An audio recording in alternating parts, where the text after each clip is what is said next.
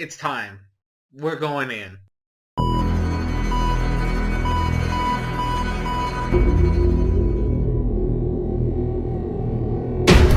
Yo, what is up, Crockxen clan members, Poke fans, and others who will stump on this video? I'm SoresanCrockxen, and today we're here with episode 90 review of Pokemon X and Y, the English dub. And before we get into the rant, I want to talk about the good stuff, because there was some good stuff in this episode. The showcases aren't terrible. Shauna's adorable. That's never gonna go away. Shauna, I think, is adorable. I love Jessie. She needs to get another Pokemon. I swear to God, because her performances would skyrocket if she just had another Pokemon. Because I know she has Wobbuffet and Gourgeist, but she needs Wobbuffet. I doubt is gonna be any help in a performance. She needs another Pokemon that will work well with Gourgeist so that they can do combos. Because I know Meowth is technically also a part of her team, and she could technically get Inkay from James, but there needs to be more Pokemon in Team Rocket for Jessie to flourish as a performer. But her performance was great. I loved the quiz in the beginning. Honestly, I loved what Pierre said. It's something we need to take into the real world. You can't just have beauty. You need to have smarts. You need to be multi-talented. So when they do these beauty pageants or Miss Universe or whatever the fuck, most of these women they get these deep philosophical questions, and most of the time they don't know how to answer, or their answers are really simple, or sometimes you get stupid questions and their answers are stupid because there's just no way to... You need both, and I get it, since this is Pokemon, they can't go too philosophical, but the fact that they tried to put that idea of beauty and smart should go hand in hand. That's how it should be. And I love that. I actually did like that. That's a good message to send out to people. Granted, I don't know how many adults watch Pokemon anymore, except for us younger 20-year-olds who have nothing better to do with their time on a Saturday morning. But I like the quiz. I did like the quiz. Meanie was there, but she didn't really get showcased too much, so I can't say too much about that. I gotta say, I should save that for the rant part. The performance was great. I loved Shauna's performance. I actually loved Jessie's performance. And I will admit it, I loved Serena's performance. I did. I loved any performance they showed us was great. I loved the impact that Serena, the Eevee escaping and freaking out because of Jessie. It was actually due to Jessie's performance, which actually is the reason that Eevee freaked out. But realistically speaking, there wasn't a lot of searching. They were just kind of they all went out to the lobby, and then they were just all calling out for Eevee's name. It's I don't really know if you consider that searching. I mean, realistically, it's just them calling out, and Eevee just happened to, run back out there to them to, do that. But it was a nice moment. I will give it that. Unfortunately, that's where the good stuff ends. So now it's time for the rant. Now the quiz, like I said, it was fine. I thought it was very enjoyable. And there's really, you can't really practice for a quiz. I mean, you could just get general knowledge, but for the most part, you can't practice and get yourself ready for a quiz, especially when you don't know what type of questions are going to be in it. The problem with the quiz, unfortunately, is the fact that Jessie was cut off. Most of Jessie, as soon as Jessie was supposed to go up on stage to do the quiz, we didn't get to see anything except for her answering the last question. She did pass. We did see her, I guess, pass, but everything was glossed over because you had Serena and Meanie and doing the moment over there with their rivalry.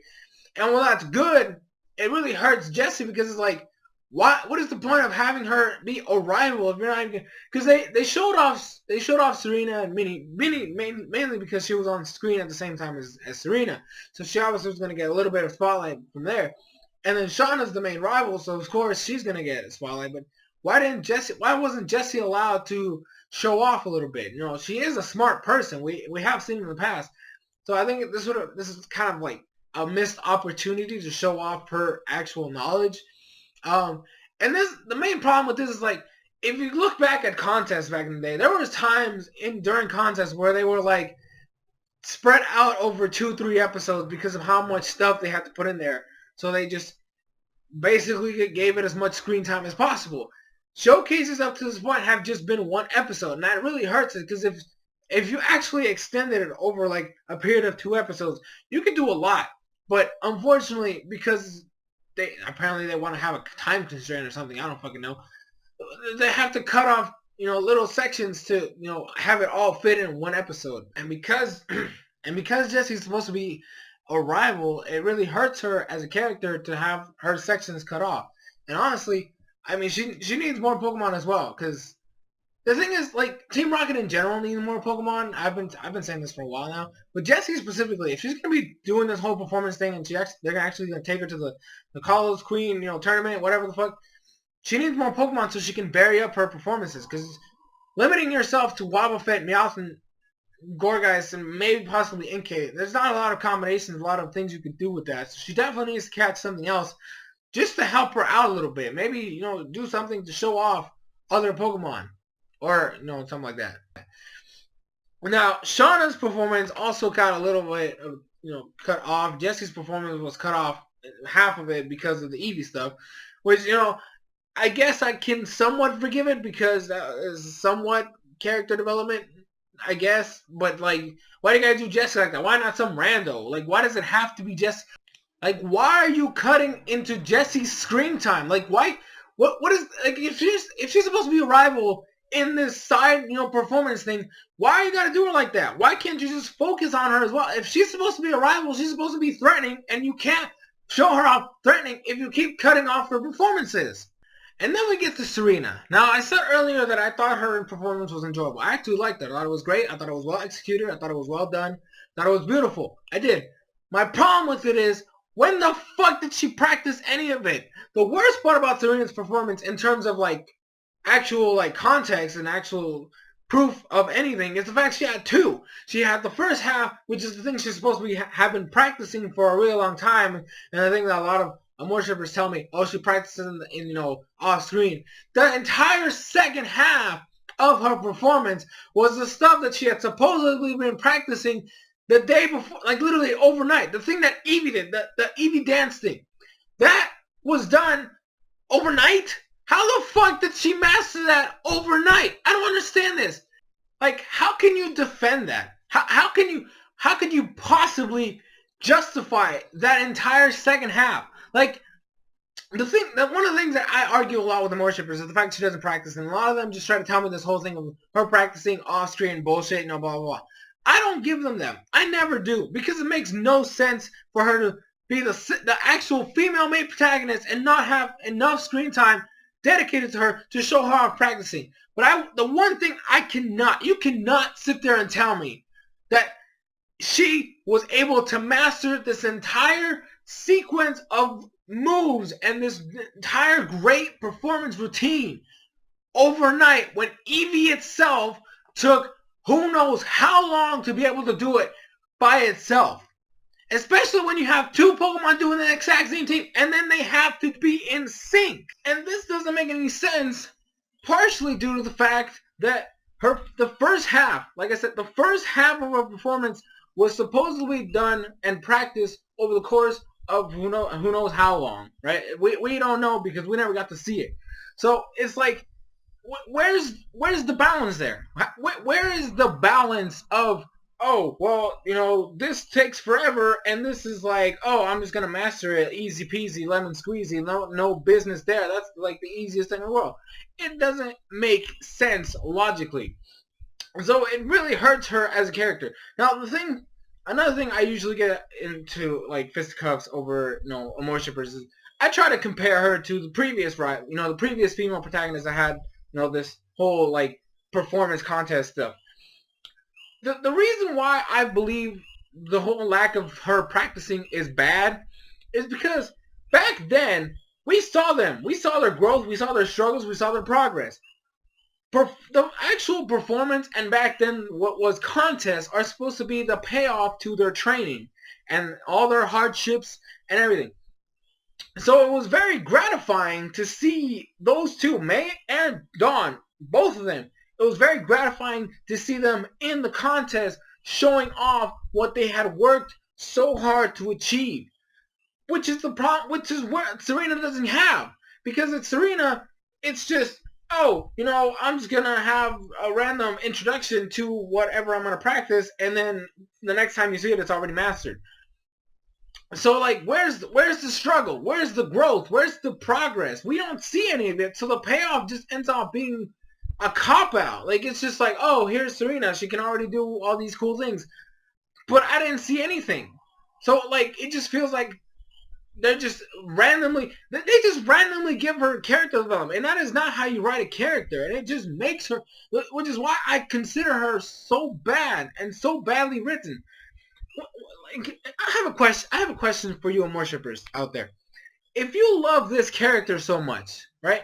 If Serena, if you practically worship this character, would you not want more episodes dedicated to her? Because that's like so bizarre to me. Like, I can't like wrap my head around the fact that if you like a character so much, why would you not want her to be showed off more? Like, there's just, I don't see the logic behind that mentality. It's like, oh, I like, let's see, let me think of a character, a randomized character. Damn it. I'm trying to think of an anime that's not Pokemon, or like one of the mainstream, like, okay, so like there was a show I watched a long time ago, Nagi no Asukara, the main character Hikari. I loved him. I thought he was great. I wanted to see more of him because his drama was great, and it helped the character when he was showed up, and he was, right? Even in Pokemon, Bonnie, I love seeing her episodes. She's my favorite, right? I want to see more of episodes centered around her, even though I question the reasoning of her actually being developed so great, and her, having all these episodes dedicated to her, because it makes no sense since she's so supposed to be a side character. But because of what the creators and the writers have done with her as a character, I want to see more, which is why I've been asking for like a tournament arc for like the longest time now, just centered around her. And now with X, Y, and Z and the Puni-chan stuff, I mean, Zygarde Core, hello, she has technically speaking two Pokemon. Granted, I don't know, do we even know if the Zygarde Cores can actually fight? I don't know if they have moves. But I mean, she's gonna get 10% for him at some point. I mean, that give her something, right? So, like, I don't understand that mentality. It's like, oh, I love this character so much, but I don't want her to show off as much. Like, I don't understand that mindset. I really, really need you guys to explain to me in the comments down below why you have this really random ass way of going by this character you supposedly love so much. Because it's like, it's stupid. It really is. And the worst part of it all is I don't like Serena right now, mainly because of you guys, but realistically the writers as well, because they have written her so poorly throughout the series. And I hope to God this whole Eevee thing actually helps her out, flesh her out a little bit. Because for fuck's, oh my God, she is so bad. She is so bad, and none of you guys can see it, and that's the problem. That really is the problem. And I'm gonna keep doing this. I'm going to keep showing off her flaws because I feel like I'm the only person in our X and Y anime reviewers community that actually doesn't give a fuck about Serena. I think I'm the only one out there who actually sees the other side of the character. I think I'm the only one that actually hates the writing that they dumped to her, and I'm probably the only one that is going to give her shit talk because I don't have a blind view of the character. And it sucks. It really sucks. I mean, granted, it makes me different, I guess. I can separate myself from the group. But, like, seriously, I hate the fact that I feel like I'm butting heads with the entire anime review community because all of them are blind Amore Shipper fanboys. It really sucks. Because it's like, how am I supposed to, join up and, we can do this whole community, like, group and have, like, making videos together or, like, just have a good time if all of them are the same, have the same mentality, and I'm over here sitting by myself saying, no. Like, I just, it's really hard. I'm telling you right now, it's really hard to be an anime reviewer. It really is. Because I feel like I'm alone on this. I have yet to see another reviewer that has the same, like, actually has such an open mind to see that there is a problem with this character. Because this episode showed it all. Like, like I said, I'm not even going to give you the whole she's been practicing forever for that first half. Because I still don't believe it. But I would give that to you more than her mastering a routine overnight. Because that's just impossible. It really is. There is no way for her to have mastered that routine and so well and so amazing overnight. There's just no way. Especially if Evie had just, like, Evie had been doing this for probably its entire life to master that routine by itself.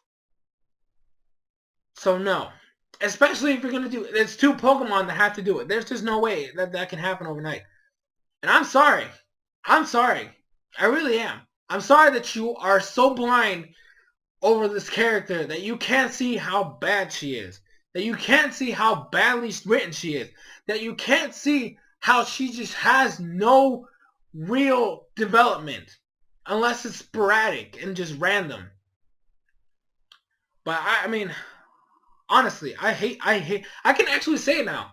Like, I hated Dawn because of her personality, but the character was actually done pretty well. I hate Serena. I hate the character. I mean the character, not the personality. I think Serena's personality is just fine. I hate the character. And I hate you and worshippers. I feel confident saying that now. I hate this character, and I hate worshippers. I really do. And I'm a person that's really hard to get, you know, it's really hard for me to hate something. It really is. And you guys have achieved it. Congratulations. I honestly, unless the worshippers open up their minds, I honestly don't want to interact with you guys anymore. I don't. Because all of you are the same. You're all the same. I have yet to be proven wrong. I thought I had seen some change. I thought that I had seen the light of some of worshippers out there that actually had an open mind. But no, I was wrong. I was wrong. You're still the same. I just had that glimmer of hope that you might actually be worth something, but you're not. I mean, granted, as a person, you're worth something, but as in terms of the Pokemon anime, you're not. No, I'm not gonna take you seriously ever unless you actually open up your mind and actually realize there's definitely a problem that needs to be fixed. And I swear, if she wins the 3rd performance in the X, Y, and Z, I will feel confident enough to call her the worst written character in general of the entire, since the beginning of the series. I will do it. I mean, she's already the worst written female, protagonist, hands down. Like, just, in terms of writing, she's the worst. And then I'm just gonna say she's the worst overall. So I'm sorry. I mean, I'm not even sorry for saying that. I feel very confident in saying that. But yeah, I'm done. I'm gonna go edit this and then upload it. Link will be in the description if you want to watch the episode. I don't know why you would. I mean, just watch it.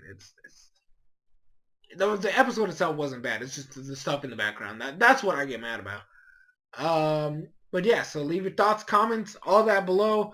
I have seen worshippers that have seen the light. There was somebody who commented in a previous video saying that he used to be an worshipper, and then like he saw the light, and now he actually sees the truth. That's what I want. That is my goal. I want to open the minds of all the worshippers to see that she's not as great as you make her out to be. She's not some girl you can worship, because she's horrible. She's bad. As a character, she's been written so bad, she doesn't deserve anything. She doesn't. But yeah, I'm done. This rant is over. Hope you guys enjoyed. Hope you guys had your popcorn and your soda or your drink. I mean, it's early in the morning. I don't know why you... Don't drink soda in the morning, guys. Drink some juice or some water. Something like that. Something healthy. Well, I hope you guys enjoyed. I'm out. I'm probably going to eat breakfast now. What time is it? Yeah, I should probably eat breakfast now. But yeah, I'm out. SoresanCrockxen. Thank you guys so much for watching. I'll see you guys in future videos.